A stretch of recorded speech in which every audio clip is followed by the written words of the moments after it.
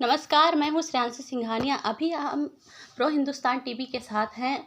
मैं आपसे मुलाकात करवाने चल रही हूँ प्रकृति फाउंडेशन गाजियाबाद दुर्गा प्रसाद पांडे जी से। सर, आपने अभी देखा होगा सपा जो उनके अध्यक्ष जी हैं अखिलेश यादव जी, उन्होंने रामचरितमानस पे कमेंट किया, उसके बारे में आप क्या कहना चाहेंगे? देखिए, सपा बसपा से कोई मतलब नहीं है, ना अखिलेश यादव जी से मतलब है। हमारे सनातन धर्म को, हमारे सनातन संस्कृति को, हिंदू समाज को और विशेष रूप से इस विश्व को, ये रामचरितमानस का जो पत्रिका आप देख रहे हैं, ये रामचरितमानस जो हमारे हाथ में है, छोटा रूप है, गुटका है। इसकी व्याख्या इस कलियुग में गोस्वामी तुलसीदास जी कर गए। उसके बाद अब हमको नहीं लगता है कि कोई मानव इसकी व्याख्या कर सके।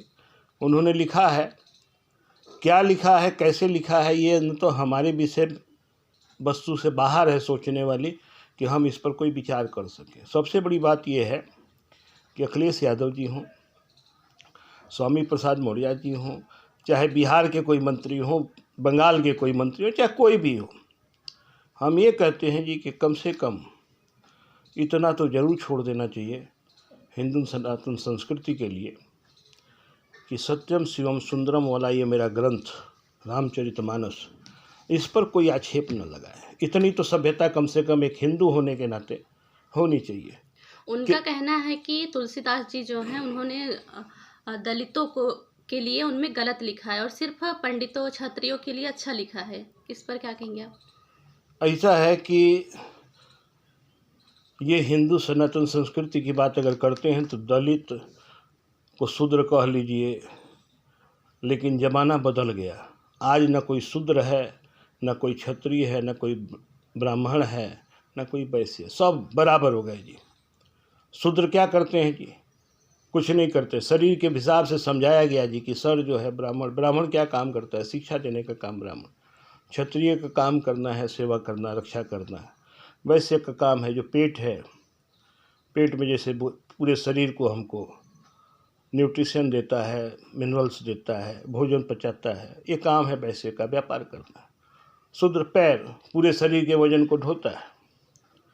तो ये अब हम कहें कि किसी भी ना, तो ये चारों हमारे अभिन्न अंग हैं और चारों की ज़रूरत है।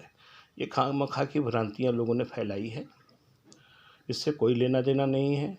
नारी का सम्मान शुरू से था, आज भी है, और नारी की वही कहानी है। पशु की बात आती है, पशु की भी वही स्थिति है। पशु जो कुछ भी लोग कह रहे हैं इसके बारे में एक ही शब्द स्पष्ट है कि हम कुछ भी कह लें, लेकिन ये जो चार चीज़ें उन्होंने कहा है, ढोल गंवार शूद्र पशु नारी, लोग पढ़ रहे हैं, हो सकता है प्रिंटिंग मिस्टेक भी हो, एक शब्द के लाखों अर्थ निकलते हैं, भावार्थ कहीं गलत हो, तो इसलिए ऐसी बात नहीं है। आइए, सपा बसपा की बात नहीं करनी है। सपा बसपा आरजेडी का है, ये सब पार्टियों से कोई लेना देना नहीं है। लेकिन रामचरितमानस इस मानव संस्कृति की सबसे बड़ी रचना है, सबसे बड़ा ग्रंथ है। हम इस पर कुछ नहीं कह सकते हैं, न किसी के कहने का हक है।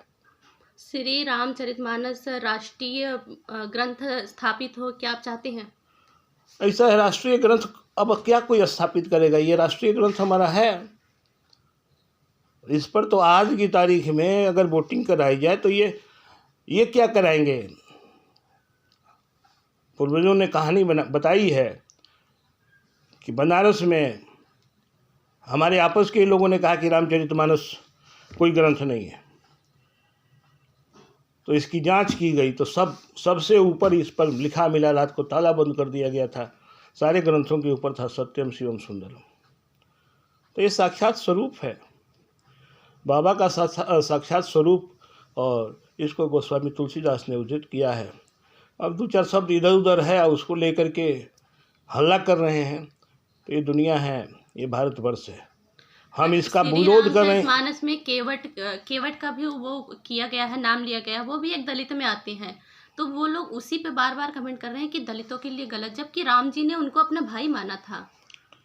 अब ऐसा है कि अब कहने के लिए तो आप कुछ भी कहिए, अपने आप को ही लोग, कुछ लोग जब कहते हैं, सठिया जाना एक शब्द है,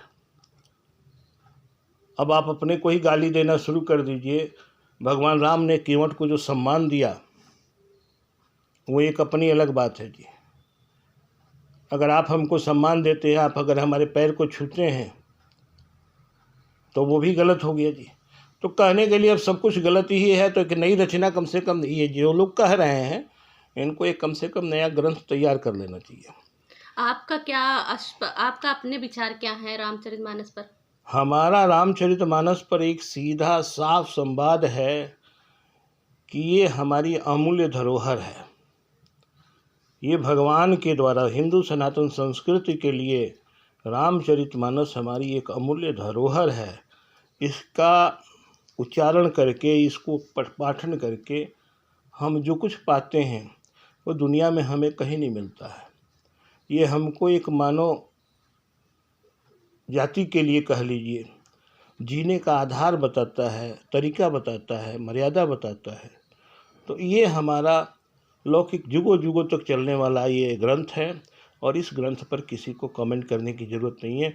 और अगर कर रहा है तो हम अपने साथियों से, अपने हिंदू सनातन संस्कृति के लोगों से आग्रह करेंगे कि छोड़िए, हाथी की तरह हाथी हम चलते रहेंगे। हमको इसकी रक्षा करनी है, हमको इसका ज्ञान रखना है।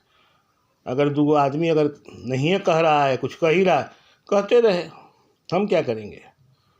जब हम विरोध करते हैं तो आदमी हाईलाइट होता है, हम कुछ कहेंगे नहीं।